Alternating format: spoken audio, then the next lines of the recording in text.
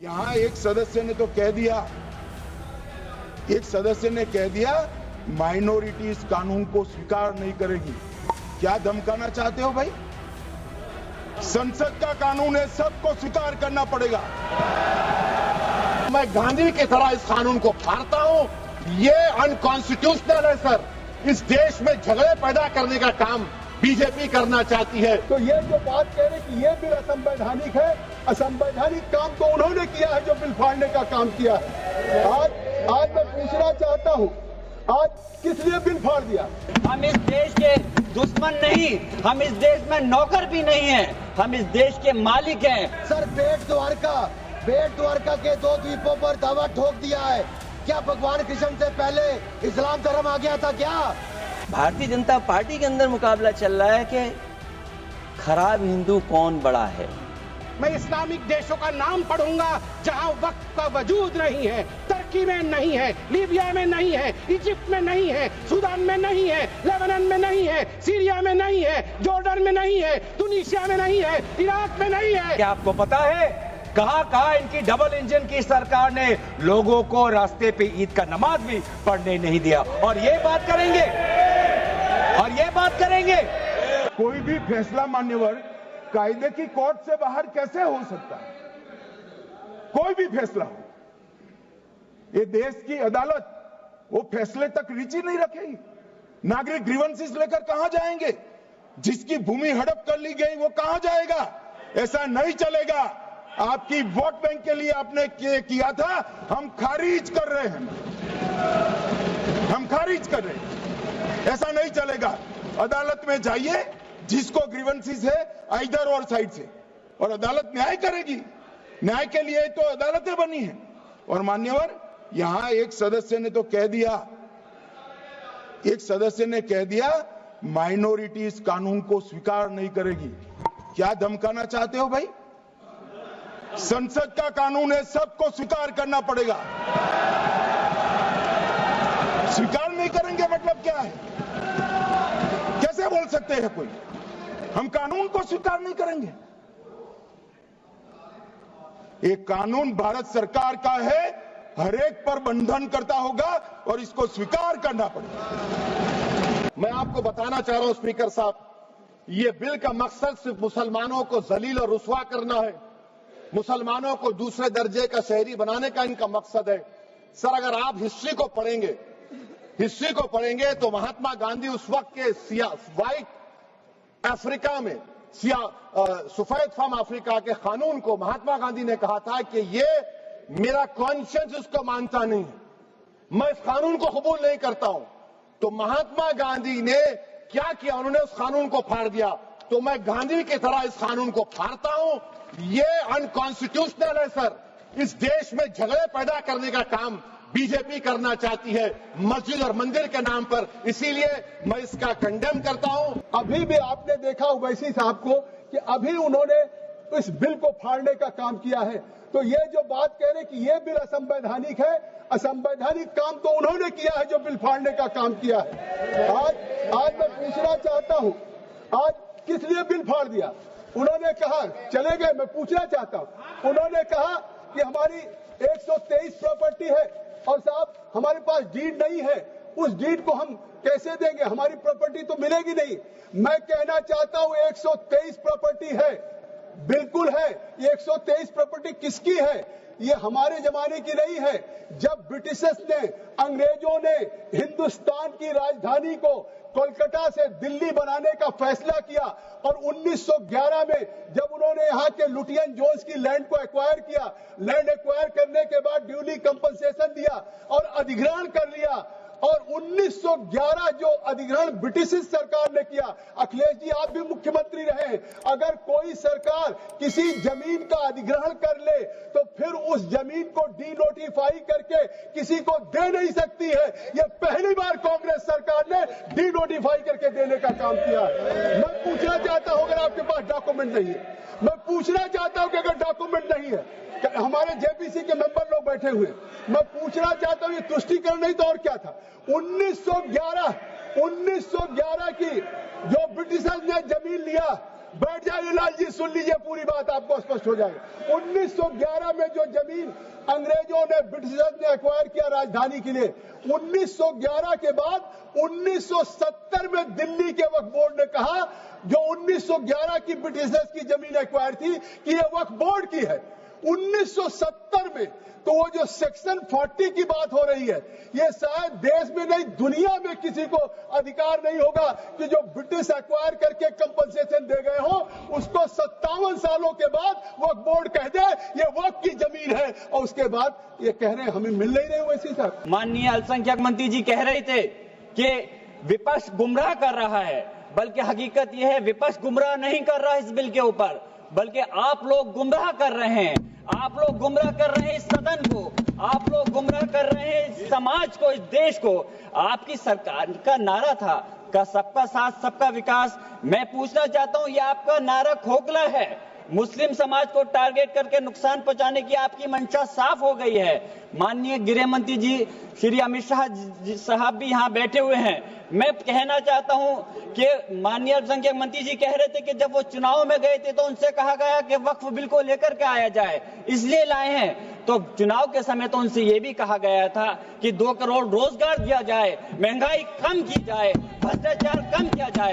हमारे लोगों को उस चीज की जरूरत है, वो क्यों नहीं देते? मैं कहना चाहता हूं कि इस देश का मुसलमान दुश्मन नहीं है, इस देश का मुसलमान वफादार है, इस देश की तरक्की चाहता है, इस देश का विकास चाहता है। और हमारे बुजुर्गों ने लाखों की तादाद में इस देश को आजाद कराने के समय अपनी जान माल की कुर्बानियां देकर के साबित किया था। देश का जब बंटवारा किया था माननीय अध्यक्ष जी, तो उस वक्त अगर जो मुसलमानों को प्यार था पाकिस्तान से वो चले गए, जिनको इस हिंदुस्तान से प्यार था, वफा थी, वो आज इस हिंदुस्तान के अंदर है।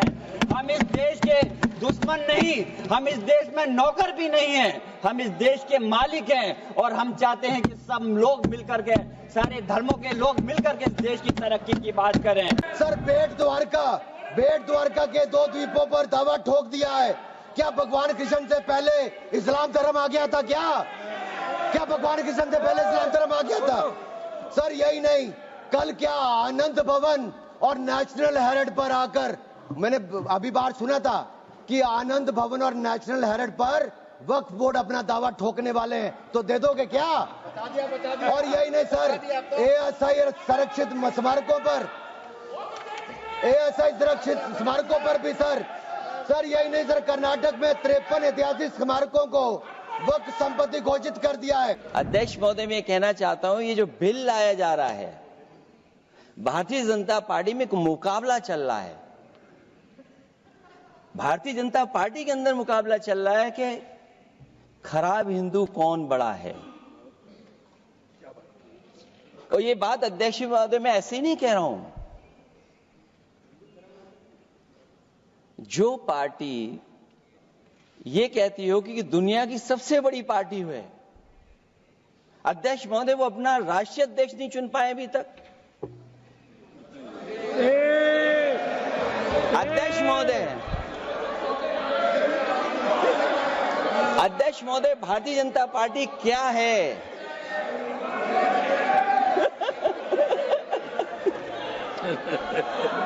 जी, मैं अखिलेश जी ने बहुत हंसते हंसते कहा है, इसको हंसते हंसते जवाब देना। इस सामने जितनी पार्टियां हैं उनका राष्ट्रीय अध्यक्ष उन 5 लोगों को ही चुनना है परिवार के।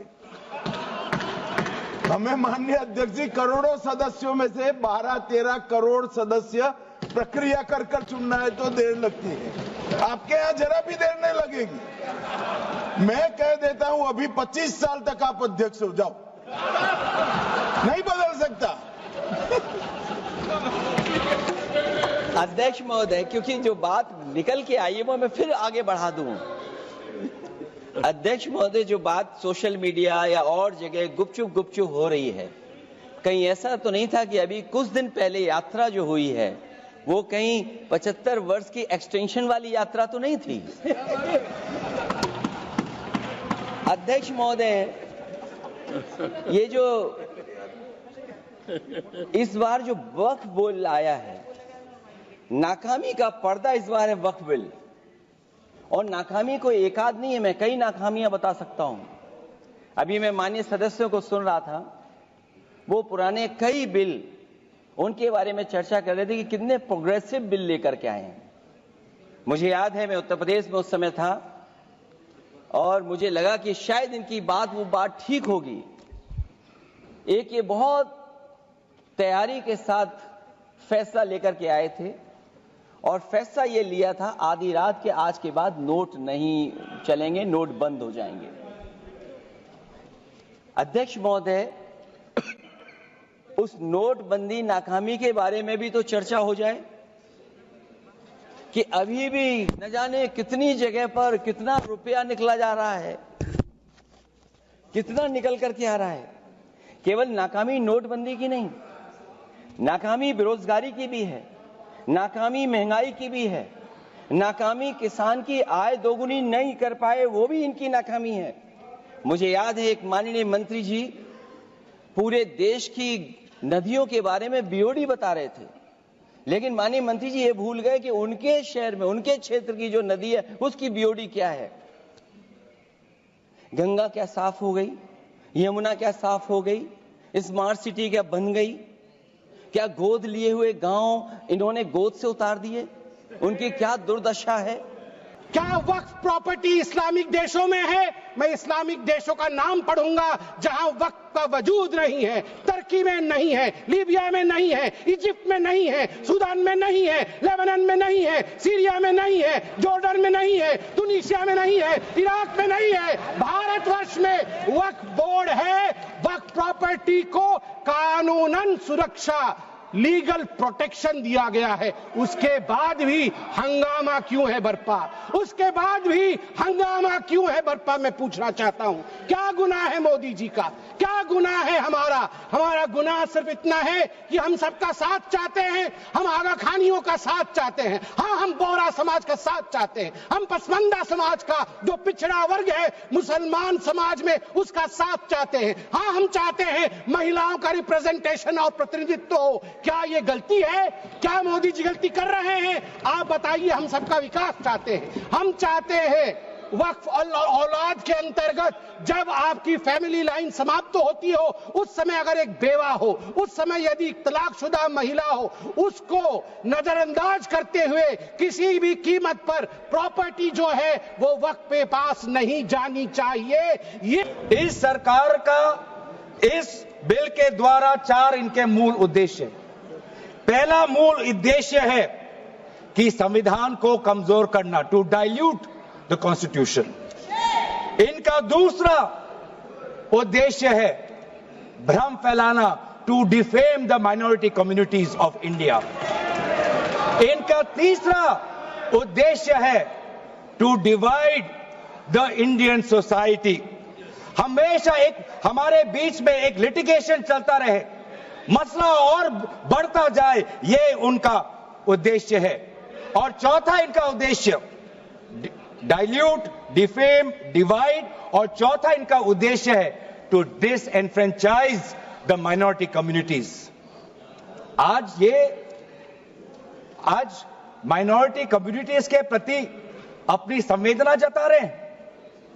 सर, कुछ हफ्ते पहले देश में विभिन्न जगहों में लोगों ने ईद की शुभकामनाएं एक दूसरे को दी, और क्या आपको पता है कहां इनकी डबल इंजन की सरकार ने लोगों को रास्ते पे ईद का नमाज भी पढ़ने नहीं दिया। और ये बात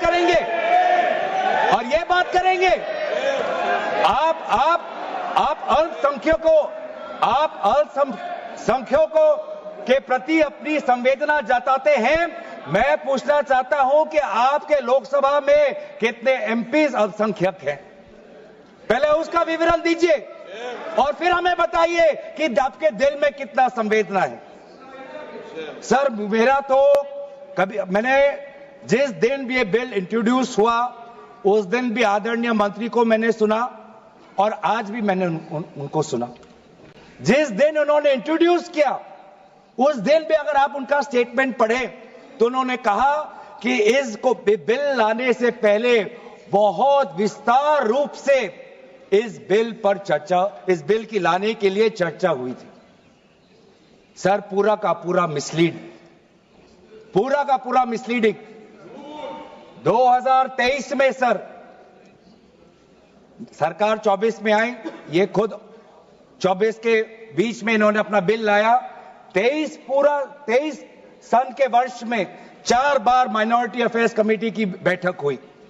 मुंबई में हुई 13 जुलाई, दिल्ली में हुई 21 जुलाई को, लखनऊ में हुआ 24 जुलाई को, दिल्ली में 2 बार हुआ 20 सितंबर और 7 नवंबर को। मैं आदरणीय सरकार से दरखास्त करूंगा कि इन 5 सरकारी जो मीटिंग हुई मिनिस्ट्री ऑफ माइनॉरिटी अफेयर्स का, उनका मिनट्स टेबल पे रखे। एक भी मीटिंग में नया वक्फ अमेंडमेंट बिल चाहिए उसका जिक्र भी नहीं